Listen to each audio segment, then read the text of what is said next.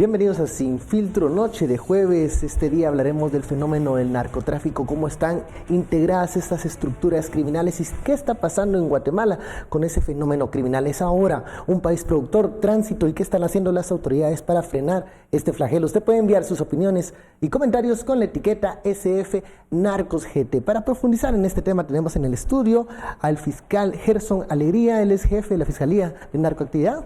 ¿Qué tal, fiscal? Muy buenos días a todos, gracias por la invitación. Nos acompaña por este lado Yuli López, periodista independiente especializada en el tema del narcotráfico. Yuli. Muchas gracias por la invitación. Y también nos acompaña nuestro analista Philip Chicola. Philip, ¿qué tal? Buenas noches. Comencemos a hablar de este tema, el narcotráfico, luego de tantas capturas, luego de incautaciones. ¿Qué está sucediendo con las estructuras criminales que se dedican a esos ilícitos? ¿Cómo se investigan a los carteles? ¿Qué está pasando con el tema del narcotráfico? La primera pregunta para el fiscal Alegría: ¿cómo se determinan los alcances de estas estructuras? ¿Qué está pasando con el narcotráfico en Guatemala, fiscal? Bueno, muchas gracias a todos. Parte del trabajo realizado por la Fiscalía del Ministerio Público especializada en narcoactividad es pues el perseguir las estructuras criminales relacionadas con el narcotráfico. Pues como Fiscalía y Ministerio Público hemos logrado pues la investigación de forma estratégica para lograr desarticular algunas estructuras criminales en el año 2018. Hemos logrado realizar eso a través de la investigación que se puede realizar de campo en todo el territorio nacional y asimismo la investigación a través de información que podemos obtener a través de los servicios públicos. Hemos logrado esto y al final del año tener un resultado positivo. El resultado positivo es la aprehensión solo en miembros de estructuras criminales al trasiego de drogas de más de 100 personas. Partiendo de ello, hemos hecho la cuenta de que hemos logrado desarticular 8 estructuras criminales el año anterior. Desde su líder, asimismo también sus operativos y las personas que prestan en algunas ocasiones su nombre para que estas personas puedan delinquir y lograr el trasiego de drogas. Por lo que lo importante en nuestro trabajo como Ministerio Público es una investigación inteligente para poder desarticular las estructuras criminales del narcotráfico. ¿En dónde inicia la investigación de estas estructuras criminales del narcotráfico, fiscal? ¿Cómo llegan hasta el cabecilla? ¿Cómo se llega? Al inicio pues se puede iniciar por cualquier forma, por una denuncia. Pues una denuncia puede ser anónima, no es necesario que la persona pues dé sus datos para poder empezar a denunciar este tema. A través de ello pues ya se empieza con la investigación de campo para poder llegar a establecer si iniciamos por el líder en la investigación o si iniciamos por un operario para realizar esto. Esto nos va a dar pues los escalones de la función de cada uno de ellos. De este lado, Yuli, como ya experta en el tema del narcotráfico, investigando este fenómeno, ¿cuáles crees que son los retos más difíciles al momento de investigar y de tratar de combatir este tipo de organización criminal? Bueno, hay muchos problemas, pero creo que hay dos desafíos principales. Uno es el tema de la demanda, que mientras haya demanda, el trasiego va a seguir. Y eso explica también por qué hay un aumento en la producción en Colombia y en otros países sudamericanos, según informes del Departamento de Estado. Y también el tema de la corrupción, porque muchas veces se habla de que la guerra contra el narcotráfico no funciona, pero no se dice por qué, ¿verdad? Y es porque, y no digo que no se está haciendo nada contra la corrupción ahora, pero específicamente en los casos de corrupción relacionados con el tráfico de drogas, creo que eso, al menos desde mi perspectiva periodista, y el fiscal podrá ahondar más en eso, es lo que presenta un fuerte obstáculo para las autoridades que sí están trabajando en ello para poder combatir efectivamente el narcotráfico. ¿La corrupción en qué variantes se presenta en este fenómeno del narcotráfico? Esto lo digo específicamente por declaraciones de funcionarios y exfuncionarios del Ministerio Público. Mencionan que hay corrupción en la policía. También, bueno, tuve oportunidad de conversar con el anterior encargado del tema de narcotráfico en el Ministerio de Gobernación. él mencionaba que había habido un mayor esfuerzo de parte de la Inspectoría General para acompañar los procesos de grandes decomisos y que eso había reducido un poco digamos que había ayudado a mejorar las investigaciones. Y de hecho las cifras lo demuestran, o sea, de hace 2 años para la fecha ha habido un incremento en el número no solo de detenidos, sino que también de condenas de policías relacionados, en casos de corrupción que tienen que ver con drogas. Hay que decir que estos casos no son más del 1% de la fuerza policial, pero en efecto son un obstáculo lo suficientemente significativo como para presentar desafíos a las autoridades en la investigación.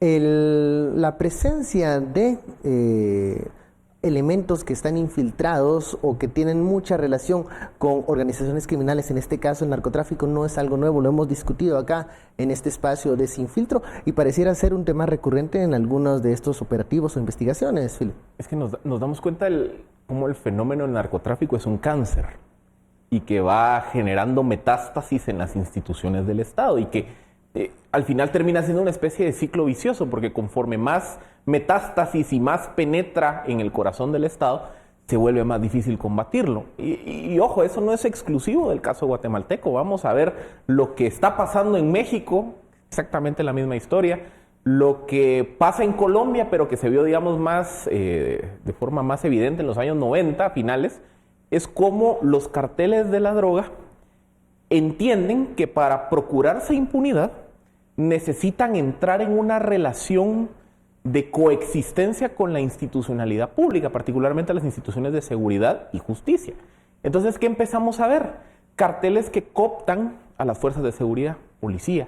En el caso, por ejemplo, de México, Colombia, bueno, aquí en Guatemala también ya lo hemos visto, cómo entran también, digamos, en connivencia con actores clave de las fuerzas militares. Cómo empiezan un proceso de influencia sobre los actores políticos, particularmente a nivel del poder local, para asegurarse, digamos, los corredores. Cómo también tratan de influir, por ejemplo, en el sistema de justicia, presionando jueces, amenazándolos, comprándolos, etcétera, etcétera. Y lo que ocurre es que si las instituciones que están llamadas a combatir esas estructuras empiezan a ser cooptadas, por muy pequeño que sea la cooptación, se vuelve, digamos, una dinámica perversa difícil de combatir, porque entonces, ¿cómo voy a confiar yo en ciertas unidades policiales si resulta que ellos mismos están vinculados con la estructura? ¿Cómo evito que haya fuga de información?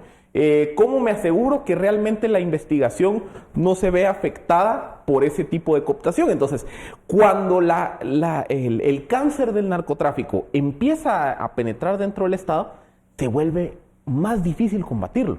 Y luego lo que ya decían, realmente la solución estratégica al fenómeno del narcotráfico ni siquiera está en manos de las instituciones guatemaltecas. O sea, Guatemala tristemente nos toca hacer el jamón del sándwich, claro, entre la oferta y la demanda. Y mientras no se resuelvan los dos polos del mercado, pues nuestros esfuerzos, pues vamos a seguir combatiendo el flagelo, pero la solución no está necesariamente en nuestras manos. Fiscal, hablando de los casos de corrupción, en estas capturas, detenciones, ¿cuántos funcionarios, servidores públicos han estado involucrados por tener alguna relación con este tipo de organizaciones criminales? Sí. Quiero traer un ejemplo en cuanto a la investigación realizada en un caso llamado El Punto.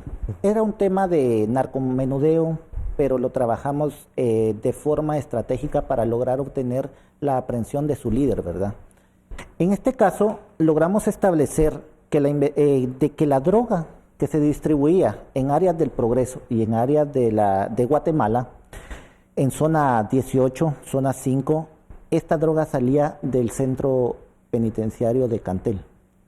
Entonces, esto lo pudimos documentar a través de la investigación que se logró realizar.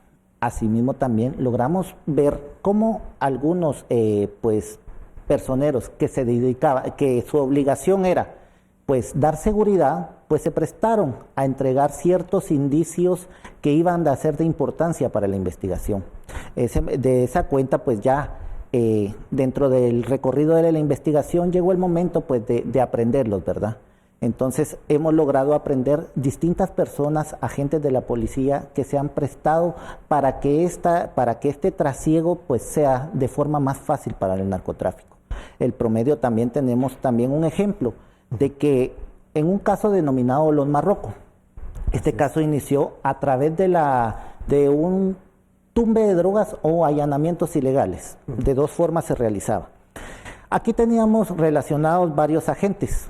Estos agentes pues los logramos aprender, se lograron condenar por la misma circunstancia. Ellos se prestaban para realizar sus uniformes, sus insignias, para abusar de ese poder y poder entrar de una manera fácil a los lugares o poder detener a personas que llevaban ilícitos como dinero ilícito o droga para poder hacer el tumbe respectivo. Entonces hemos logrado más de 10 aprehensiones de agentes de seguridad y los cuales están siendo procesados algunos y algunos ya condenados.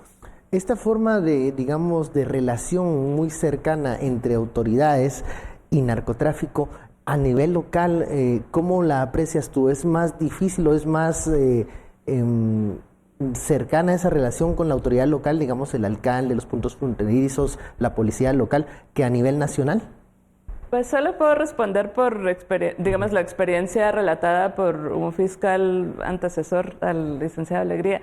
Lo que mencionaba él era que cuando tenían que hacer operativos, generalmente tenían que depender de unidades policiales en la capital, porque no quería decir que toda la policía en todas las comisarías y subestaciones estaban cooptadas, pero que tanto el narcotráfico como el narcomenudeo tenían suficientes contactos en las subestaciones y en las comisarías como para que se filtrara la información. Y cuando en las ocasiones en las que habían tenido que depender de la comisaría o la subestación X, generalmente el resultado del operativo era cero. Entonces, eso tiene, digamos, es un punto bastante fuerte y que influye mucho en los resultados, al menos a juzgar por las declaraciones de este funcionario. Bueno, vamos a la primera pausa, la etiqueta SF Narcos GT. Regresamos luego del corte.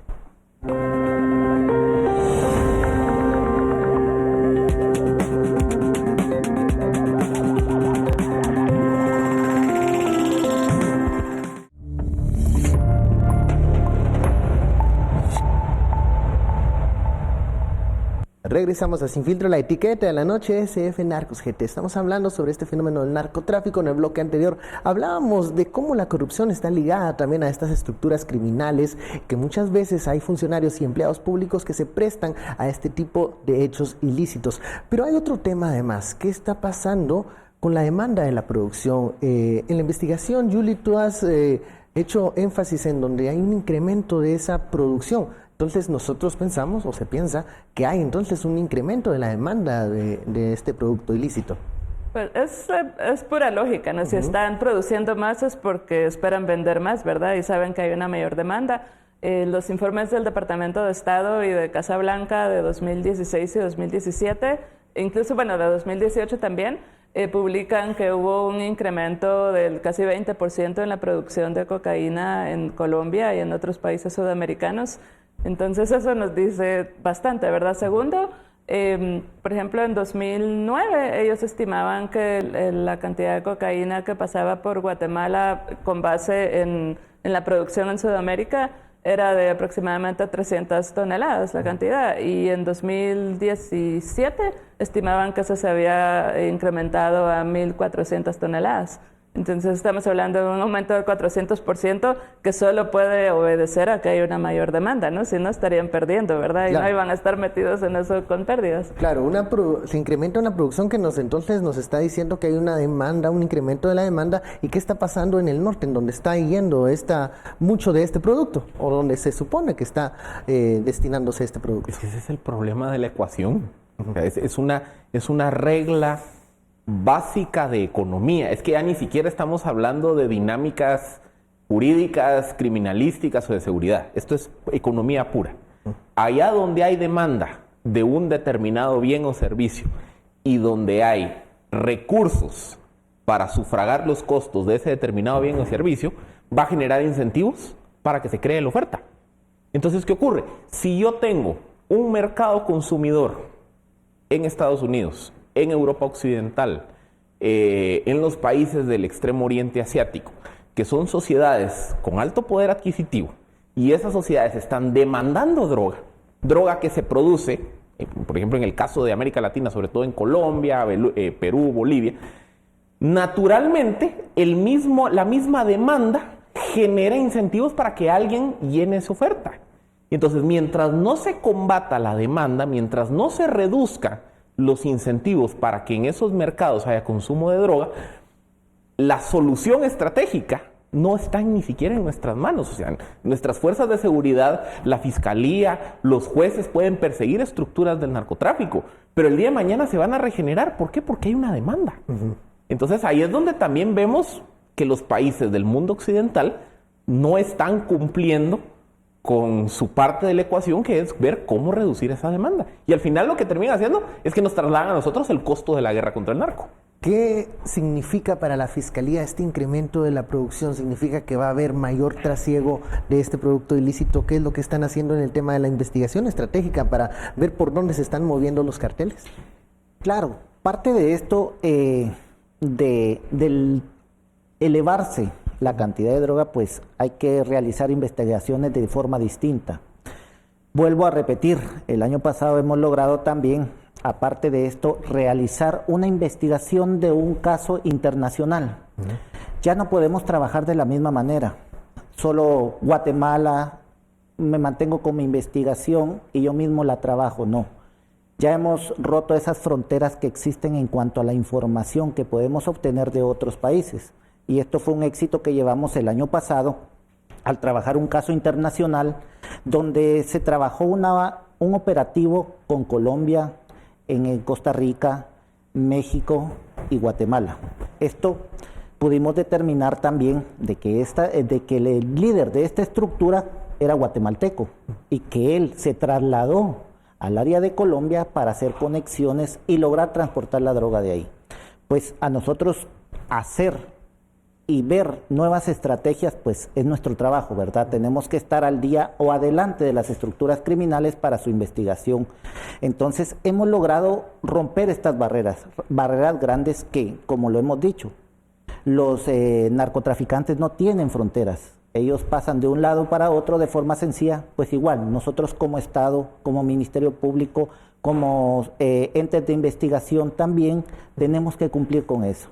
Tenemos que ir adelante, cada vez adelante, para ir pudiendo contrarrestar el narcotráfico.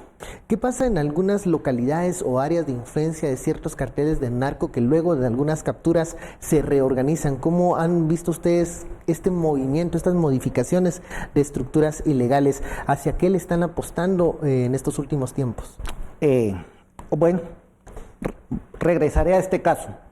La investigación de este caso internacional empezó por una relación que existía con Otto Herrera. De ahí provino pues esta persona que se le hacía llamar alias Chema, quien fue que se condujo hasta el lado de Colombia para poder transportar la droga, pero no inició en Colombia, no se le ocurrió, él fue creciendo poco a poco y él salió de esta estructura donde empezó a tomar un poquito más de experiencia en Guatemala hasta lograr llegar a Colombia, ¿verdad? Entonces, ¿qué hacemos? Sabemos de que en ciertos casos se detiene al líder de la estructura, pero quedan mandos medios operativos que quieren subir a esos liderazgos de las estructuras. Como repito, estamos estudiando las estructuras para trabajarlas desde su líder hasta sus operativos, para lograrlas desarticular y también no dejar de tener presencia del Estado, no que continuar con la investigación en los sectores del país, aunque ya se haya detenido al narcotraficante que trabajaba en ese lugar. Okay. Bien se dice que no hay vacío de poder, ¿no? Y cuando existe un incremento de la demanda o una demanda alta, estos vacíos se van a llenar rápidamente. ¿Cómo hemos visto esta renovación de cuadros o de estructuras criminales en el territorio guatemalteco referente al narco, Julie?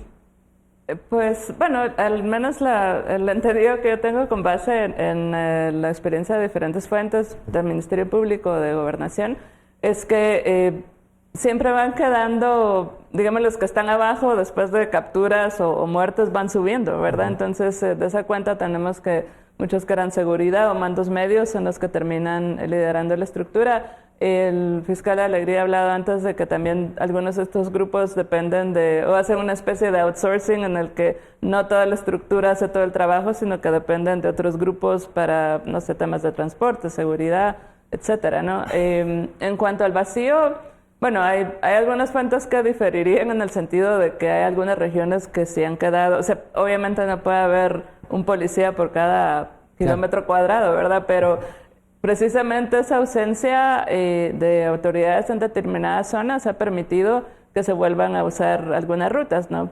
Parte de eso es lo que se reflejó en el reportaje publicado esta semana, que un decomiso que se hizo en octubre del año pasado, bueno, se encontró la lancha abandonada en San Andrés Villaseca, pero la droga no la encontraron en la lancha hasta un mes después porque no se había revisado bien, no sé cuál era la situación. Pero esta era una misma ruta que habían utilizado los Lorenzana y Otto Herrera hace casi 20 años, ¿no?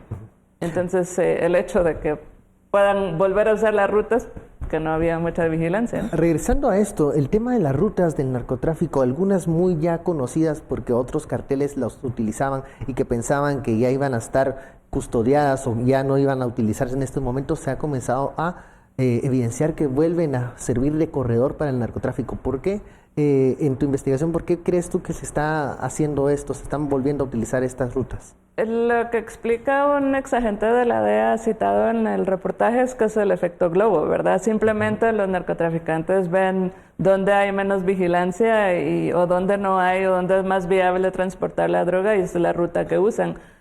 A veces son rutas viejas, a veces son rutas que no se usaban en mucho tiempo o que tienen menos vigilancia ahora de la que tenían antes.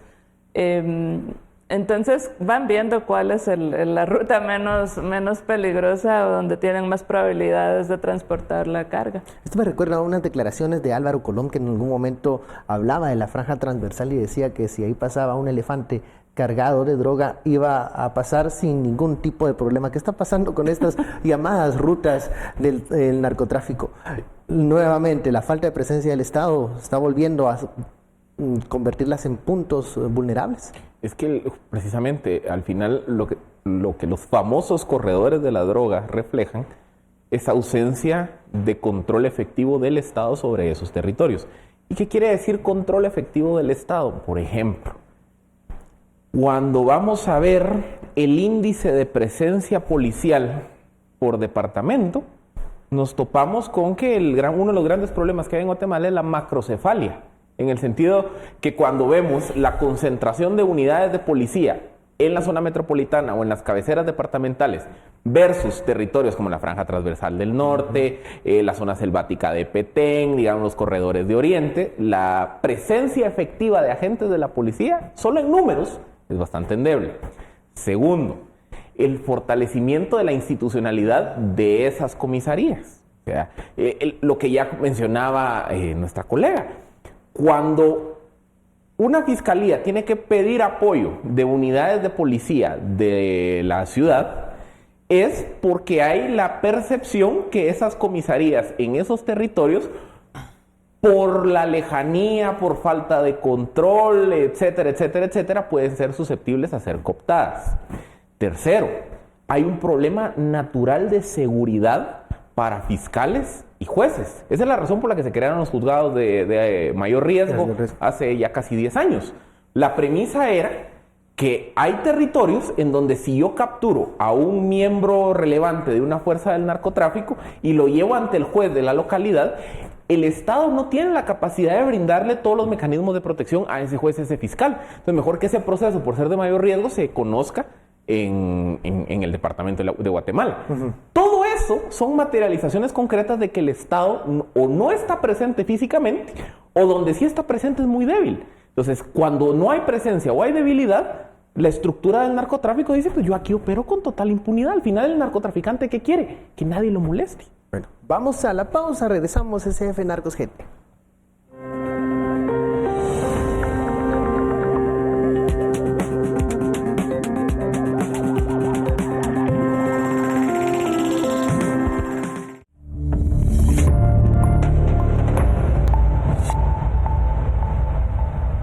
Regresamos con Sin Filtro, la etiqueta SF Narcos GT. Hablábamos en el bloque anterior de la falta de presencia del Estado, espacios en donde el crimen organizado, en este caso el narcotráfico, aprovecha para ocupar esos espacios. Desde el Ministerio Público, ¿cómo se lucha con esta debilidad institucional que es de todo el Estado? Ustedes llegan a espacios en donde muchas veces el narcotraficante está más fuerte, incluso a veces respaldado por la población, que las autoridades del lugar, o donde hay mucha desconfianza hacia las autoridades. Claro, bueno, partiendo de eso, de ver la presencia del Estado en las áreas rurales, pues nosotros como Fiscalía de Narcoactividad en el Ministerio Público, pues tenemos un ejemplo de un caso, en el área de Margaritas, en el área de San Marcos, así le hacíamos llamar. Al proceso por el mismo lugar, logramos establecer en este lugar de que, como lo hacíamos ver, ahí todos los días era un comentario de droga. Tratamos de trabajar en esto. Esto nos inició, a su pregunta anterior, donde nos hacía ver cómo iniciaba una denuncia. Esto inició por unas muertes que le hicieron a 3 personas. Logramos continuar con la investigación. Cuando nos damos cuenta, pues era tema de narcotráfico, ¿verdad? Empezamos a establecer cómo se movía en este lugar el narcotráfico, cómo hacía falta presencia por parte de nosotros como Ministerio Público y de Estado. Entonces fuimos logrando establecer cómo se manejaba el tránsito de droga en ese lugar. Muy complicado para la investigación porque la zona geográfica guatemalteca pues nos complica un poco. Trabajan a través de personas llamadas como banderas para poder evadir la justicia al momento de uno poder realizar pues las incautaciones de droga. Pero bajo una buena investigación que se pudo realizar, logramos la obtención de detener en ese momento a 15 personas. Primero por las muertes, como inició la denuncia, pero posteriormente estableciendo que estas personas se dedicaban al narcotráfico.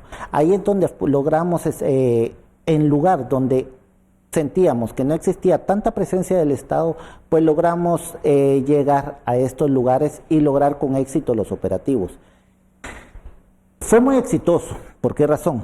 Porque tuvimos la eficacia al momento de aprender a las personas, de detener a 17 personas a 15. Entonces, un lugar complicado para entrar, zona geográfica pues complicada para las rutas, al momento de ingresar a estos lugares necesitamos pues presencia de seguridad, que nos den la seguridad de vida, porque estamos hablando de narcotraficantes. Narcotraficantes se encargan de armarse para lograr evadir la justicia a través de las armas o a través de otros medios. Entonces es una forma complicada no llegar al lugar y que no ser detectados, ¿verdad? Pero ante la inteligencia que se realizó en la investigación se logró con mucha efectividad llegar. Pues así es como hemos logrado también tratar de realizar estudios de todo el país, de lugares donde se pueda manejar el narcotráfico o donde se pueda establecer, residir los narcotraficantes para tener presencia en tema de narcotráfico. Ahora, cuando llegan los investigadores al lugar, ¿qué tipo de coordinación tienen con las fuerzas de seguridad en la localidad? ¿Se confía en ellas? ¿Se les traslada cierta información? ¿O cómo reservan ustedes esa información para que no haya ningún tipo de filtración? Pues realmente nosotros como tema de narcotráfico tenemos investigadores solo especializados en narcotráfico. Entonces no necesitamos pues en muchos lugares pues tener que pedir apoyo a estas fuerzas de seguridad locales. Nosotros trabajamos el tema de narcotráfico con los mismos investigadores de narcotráfico, que en este caso pues es GEDAIA y algunas instituciones que nos apoyan con la investigación. Cuando hablamos del fenómeno narcotráfico, ¿qué diferencias hay de, por ejemplo, la dinámica en territorio nacional cuando se traslada a México y luego cuando llega a Estados Unidos? De las experiencias que tú has tenido o te han compartido, ¿cómo se lucha el narcotráfico en Guatemala y cómo es la diferencia de pelear o de discutir este tema ya en otras latitudes como México o Estados Unidos? Bueno, ¿te refieres a la dinámica de la lucha contra el narcotráfico, además de la dinámica de cómo la de la lucha contra el narcotráfico, contra estas estructuras? Bueno, yo tengo la impresión que en términos generales hay muchas similitudes en cuanto a la forma en que se investiga y se trata de atacar el problema. A la vez también tienen retos similares, ¿verdad? Con el tema de corrupción. Y pues están las unidades especializadas y demás. Pero creo que la forma en que, o sea, que era algo que comentábamos anteriormente, el hecho de que los grupos se han atomizado, que ya no se está viendo grandes carteles, o bueno, al menos en Guatemala se ha mencionado que no hay carteles, sino que son grupos grandes de trasiego. Digamos, no es la misma situación como en México, ¿no? Entonces, eso ha dificultado, me imagino, en cierta medida la investigación, porque son grupos más complejos, más segmentados. En México, imagino que la investigación es un poco diferente en el sentido de que estamos hablando de grandes grupos, pero incluso ahí los grandes carteles que existían antes se han ido fragmentando también en otros grupos. Entonces, eso, imagino, presenta un desafío adicional. Además que dependen de muchas otras estructuras y otra vez eso hace más complejo el tema de la investigación, ¿verdad? Porque también intimidan, además de que pagan por los silencios, ¿no? Cuando hablamos de la lucha contra el narcotráfico, algunos ya llegan al momento de decir es necesario debatir cómo se está peleando contra este flagelo. Si la estrategia actual está teniendo los réditos o los resultados esperados. Es momento de ir cambiando o discutir otras formas de combatir estos hechos criminales.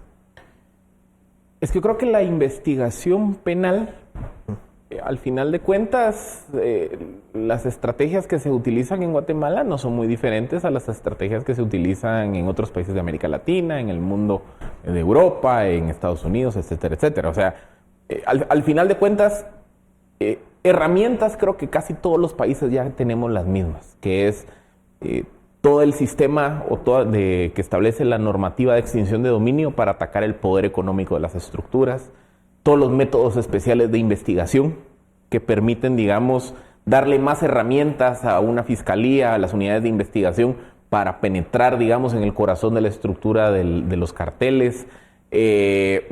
Cada día estamos viendo más tecnología, más inversión en recursos tecnológicos dedicados precisamente a la investigación. Yo creo que en ese sentido, en términos de estrategia, es poco lo que se puede ir innovando a nivel de investigación penal. Lo que yo creo que está sujeto a un debate más profundo es la estrategia de cómo abordar la problemática de las drogas. Y eso, otra vez, trasciende del mundo puramente jurídico o criminalístico. ¿Qué quiere decir recondicionar todo el proceso o el debate de qué hacer con el flagelo de las drogas, por ejemplo? Ahí es donde entra la validez del debate de la legalización.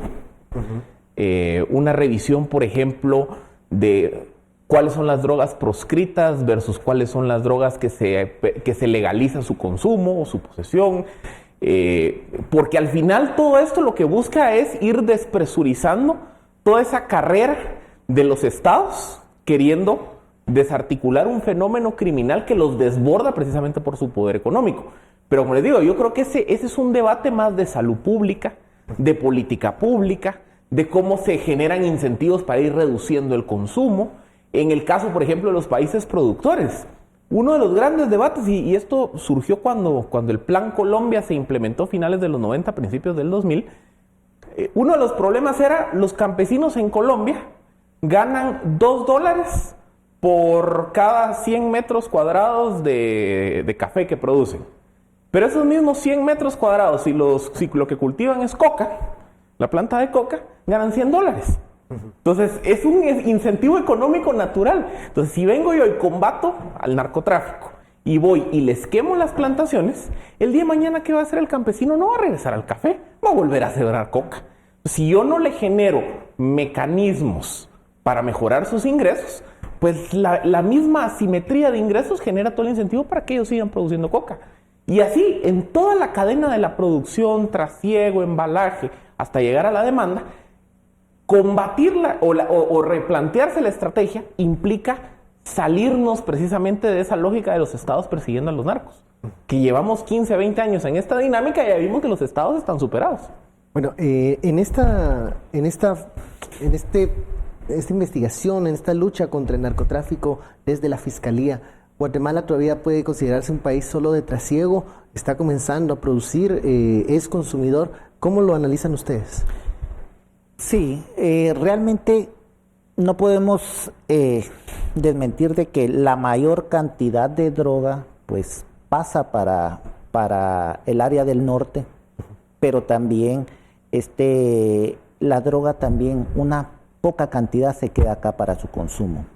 En Guatemala pues ahora ya hay en las zonas urbanas es donde más se utiliza pues el consumo de la droga. Sí hemos tenido este problema también y también es un problema por atacar. Por eso mencionaba el caso anteriormente de llamado El Punto, ¿verdad? Es una estructura criminal solo dedicada al narcomenudeo. O sea, se dedicaba a distribuir droga en distintas áreas del país. Entonces sí tenemos ya este problema, que le tenemos que poner mucha atención por el temor al crecimiento. Okay, vamos a la pausa, regresamos SF Narcos GT.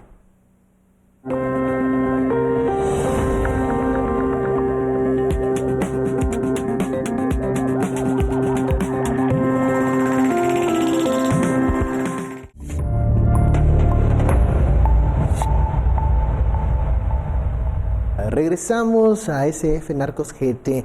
Uno de los puntos que tocaba el reportaje publicado en Prensa Libre era también en los niveles de incautación. Allí hay unas cifras que pareciera a primera impresión no cuadrar. ¿Se nos puedes explicar en términos de incautación cuáles son los resultados que se dice que se están dando para este 2018? Bueno, es innegable que la incautación sí aumentó y que definitivamente la administración actual ha incautado mucho más cocaína que las dos anteriores. Pero hay que considerar que ha incautado más porque también se está trasegando más, ¿verdad? O sea, hablábamos antes de que... El incremento de la producción. Okay. Y también el incremento del trasiego, según estimaciones del Departamento de Estado, que aumentó un 400% desde 2009 hasta 2017. Then obviamente, a más droga afuera o en tránsito, más incautación tiene que haber.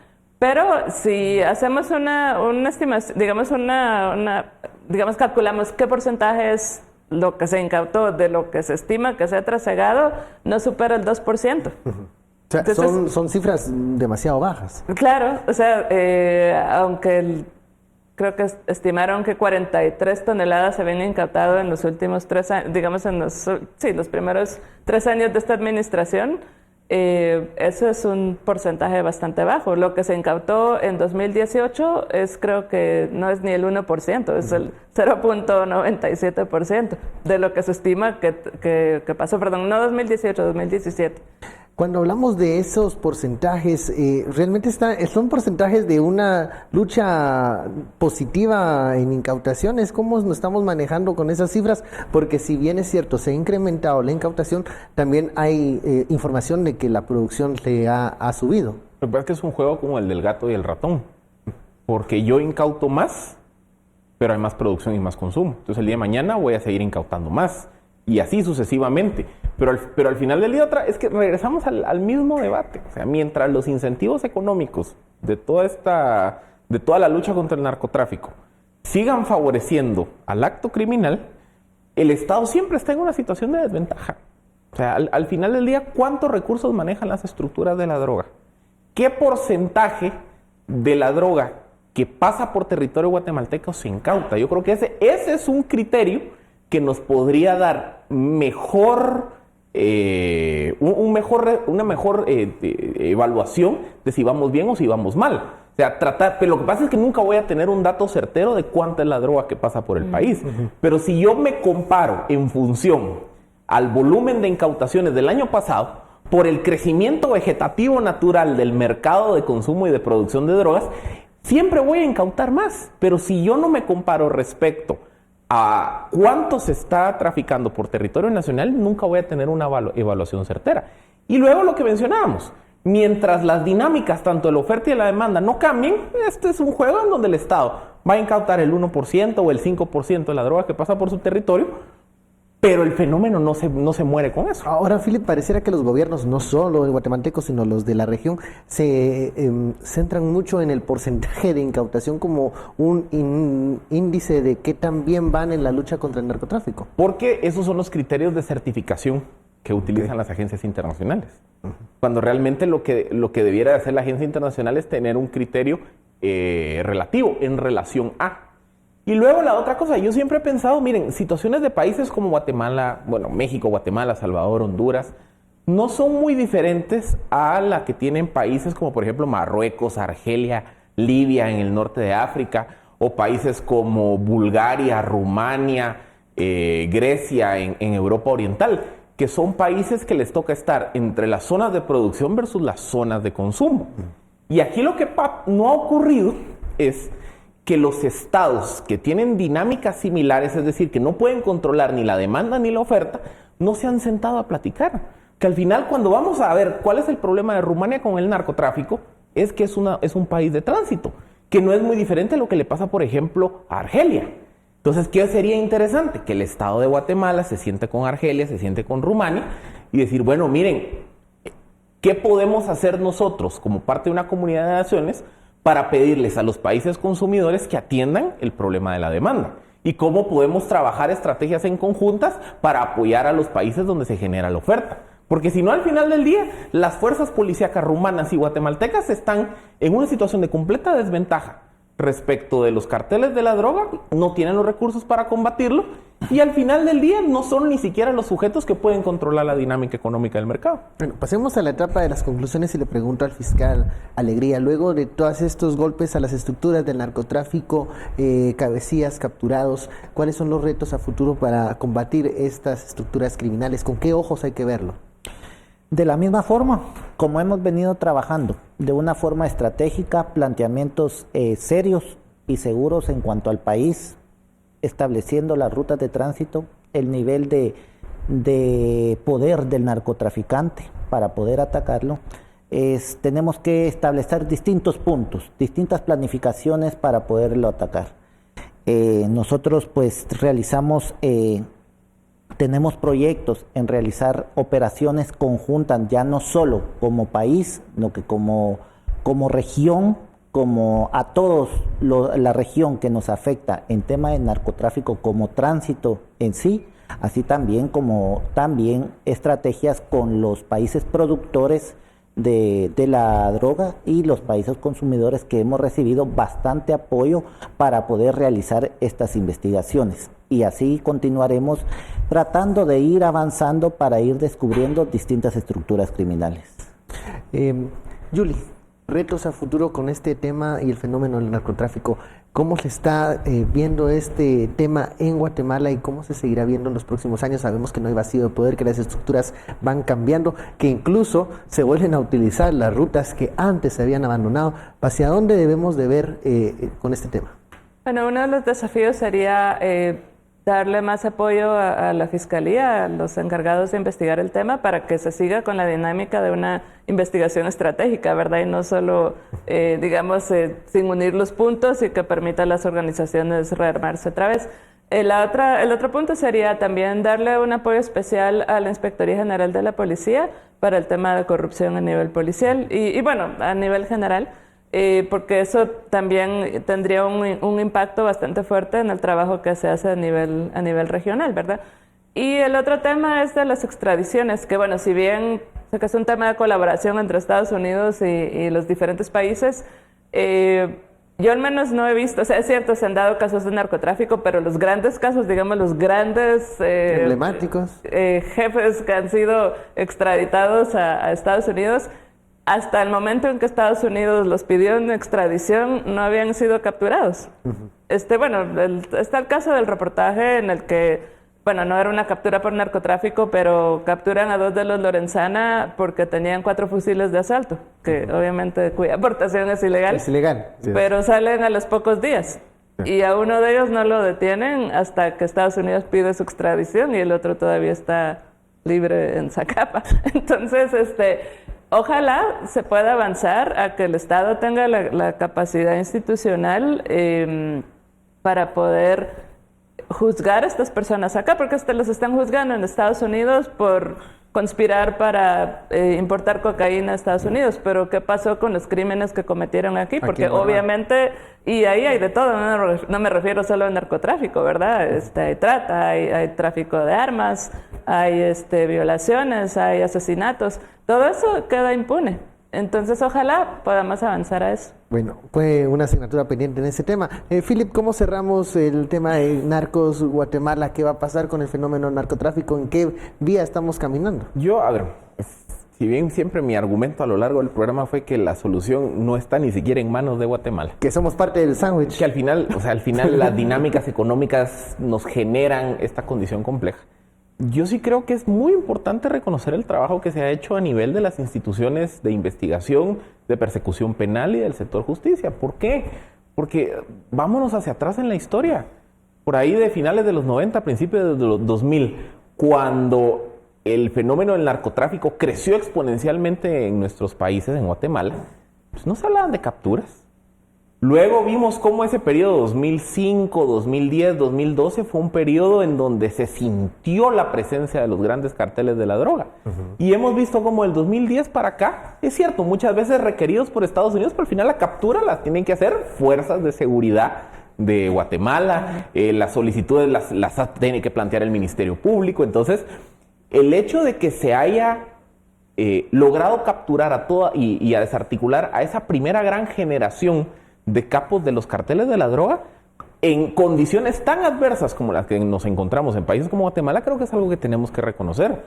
Segundo, creo que todo el esfuerzo institucional, tal vez nos gustaría que fuera más rápido, pero todo el esfuerzo institucional de darle, por ejemplo, al sistema de justicia herramientas como extinción de dominio, métodos especiales de investigación, marcos normativos más agresivos para perseguir otros fenómenos asociados, como el delito de lavado de dinero, por ejemplo, son formas como el país va evolucionando en su capacidad de combatir el fenómeno. Entonces, yo sí creo que, como otra vez, la solución no está en nuestras manos, pero aún en las condiciones complicadas en las que nos encontramos, yo creo que hemos hecho avances y creo que eso es algo que tenemos que reconocer. Bueno, hemos llegado al final de esta hora de análisis. Muchísimas gracias, fiscal. Gracias. Alegría, Philip y Julie, por esta conversación muy interesante del fenómeno del narcotráfico. A usted, muchas gracias por su preferencia. Esto fue Sin Filtro. Feliz noche. Nos vemos mañana.